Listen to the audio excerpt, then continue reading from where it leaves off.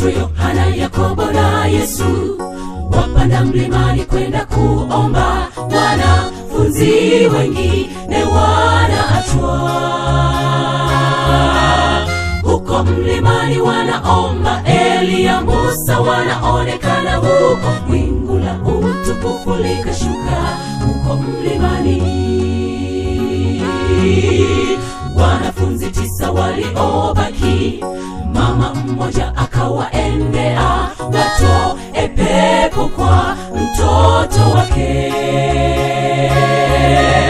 Wanafunzi wako wameshindwa. Mama kakimbia kwa Yesu kumweleza. Yesu kasema haiwezekani ila kwa maombi.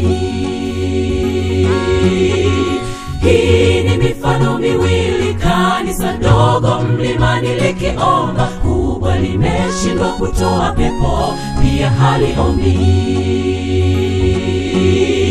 Kanisa dogo lenye maombi, hilo hushinda hakika.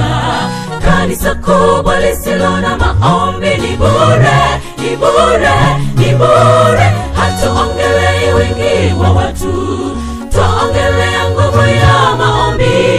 Liwe dogo au kubwa, lisisahau kuomba. Kanisa dogo lenye maombi, hilo hushinda hakika. Kanisa kubwa lisilo na maombi ni bure, ni bure, ni bure. Hatuongelei wingi wa watu, twaongelea nguvu ya maombi. Liwe dogo au kubwa, lisisahau kuomba.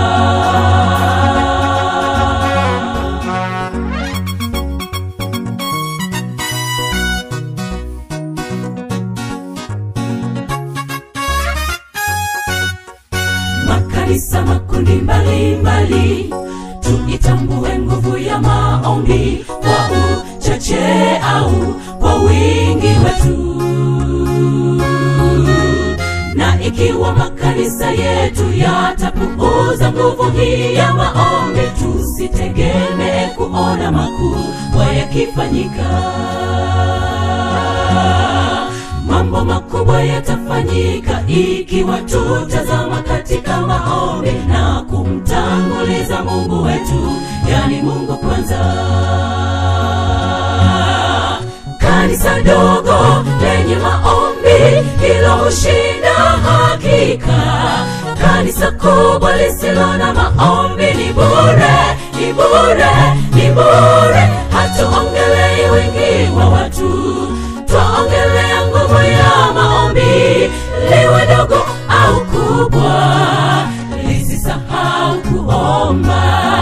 Kanisa dogo lenye maombi, hilo hushinda hakika.